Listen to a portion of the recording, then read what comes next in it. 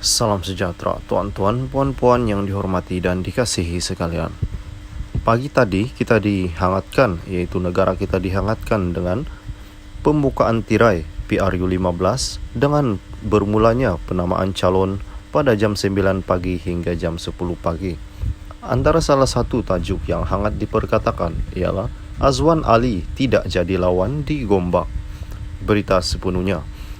Pengacara sensasi Azwan Ali atau lebih dikenali sebagai Diva AM mengumumkan menarik diri daripada bertanding PRU 15 ketika tiba di pusat penamaan calon SMK Sungai Pusu pagi tadi. Azwan yang 56 yang tiba di lokasi dengan menaiki motosikal itu membuat keputusan pada subuh tadi selepas mendengar bisikan dari arwah ibunya, Maktom, dan sekaligus menidakkan kenyataannya untuk bertanding tiket calon bebas Parlimen Gombak sebagai satu gimmick. Pagi ini selepas subuh saya mengambil keputusan untuk menarik diri daripada bertanding selepas mendengar bisikan daripada Allahyarham mak saya, Maktom. Ini bukan perkara main-main maupun gimmick. Saya percaya ada hikmah yang Allah nak tunjuk supaya pun tidak bertanding. Arwah Maktom selalu datang dalam mimpi saya dan menasihatkan saya jangan bertanding. Tak kisahlah anda kata merepek, tapi saya dengar suara emak saya.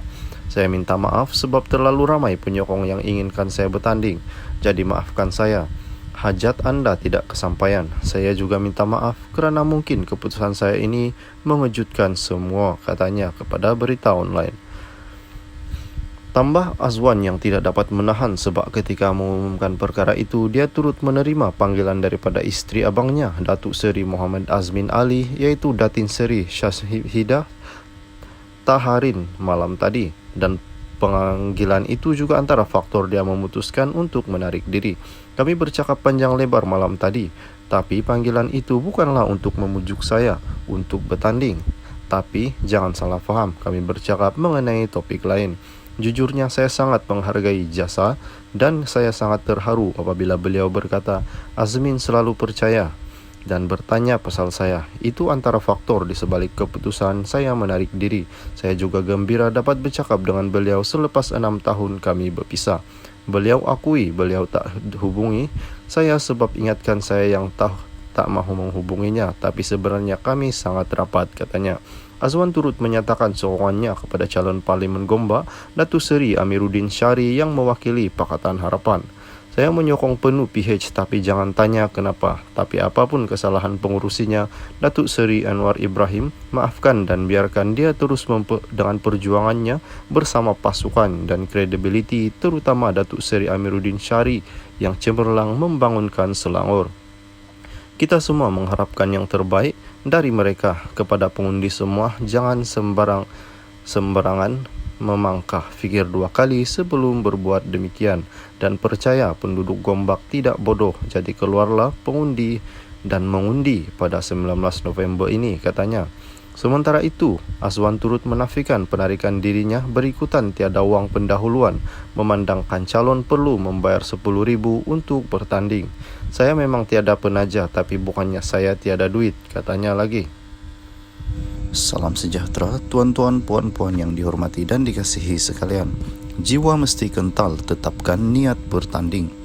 Pilihan Raya Umum ke-15 PRU 15 pada 19 November ini turut menyaksikan beberapa penggiat seni diumum menjadi calon selepas dinilai pucuk kepimpinan parti sebagai individu berkaliber memikul tugas wakil rakyat. Dengan pengaruh dimiliki selebriti yang peta dan bijak berpolitik, tentunya mempunyai peluang penambat hati pengundi yang rata-ratanya tahu menilai calon yang difikirkan sesuai memperjuangkan nasib masyarakat. Dalam senario politik Malaysia, membabitkan anak seni dalam dunia politik bukanlah baru.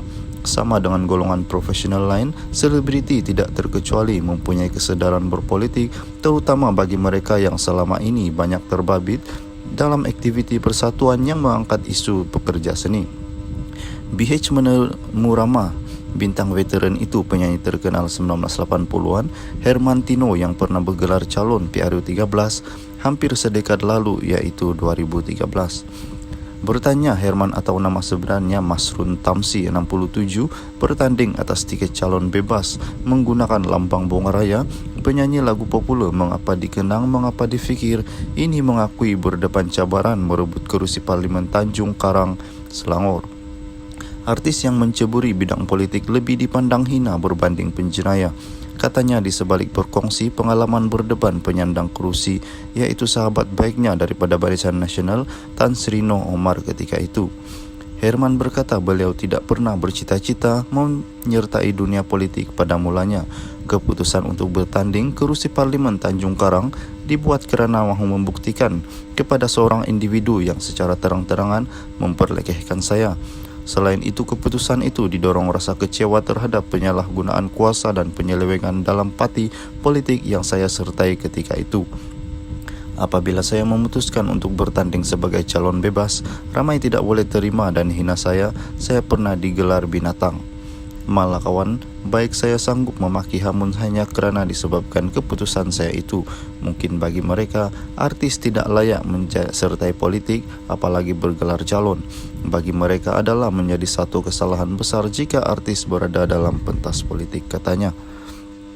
Tidak sanggup lagi berdepan sepak terajang politik yang memualkan, Herman memutuskan tidak mahu bertanding pada PRU 14 pada 2018. Cukup dengan pengalaman yang dilalui 2013, biarlah menjadi kenangan sepanjang zaman. Bagi mereka golongan artis memang tiada tempat di pentas politik. Walaupun sudah 9 tahun berlalu sampai hari ini, seluruh Tanjung Karang masih mencemooh saya. Itu yang saya dapat hasil tindakan berani yang dilakukan itu. Apa-apapun saya tidak pernah menyesal dengan keputusan yang dibuat. Sekurang-kurangnya apabila saya sudah tiada nanti, ada juga meninggalkan sesuatu yang boleh dianggap sejarah dalam senarai pencapaian pribadi sepanjang bergelar anak seni. Kemarin pada awal pengumuman Majlis PRU 15, GTA, Parti Pejuang Tanah Air, pelakon dan pengarah Ahmad Idham Nazri serta teman seangkatannya dunia seni Datuk Seri Izlan Yusof diumumkan calon GTA pada PRU 15. Ahmad Idham Izlan daripada Badan Bukan Kerajaan NGO Pengasan Bangsa Gagasan Bangsa masing-masing akan bertanding di Parlimen Port Dickson dan Sebak Bernam atas tiket pejuang. Selain dua selebriti itu, pelakon Azlan Sani Zawawi atau dikenal sebagai Lando dilaporkan turut dicalonkan bagi Presiden Tanjung Karang. Salam sejahtera tuan-tuan, puan-puan yang dihormati dan dikasihi sekalian. Tajuk utama Nur Omar penjelas isu kerusi Parlimen Tanjung Karang hari ini. Pengurusi Barisan Nasional Selangor Tan Sri Nur Omar akan membuat pengumuman berhubung isu pencalonan kerusi bagi Parlimen Tanjung Karang hari ini. Noh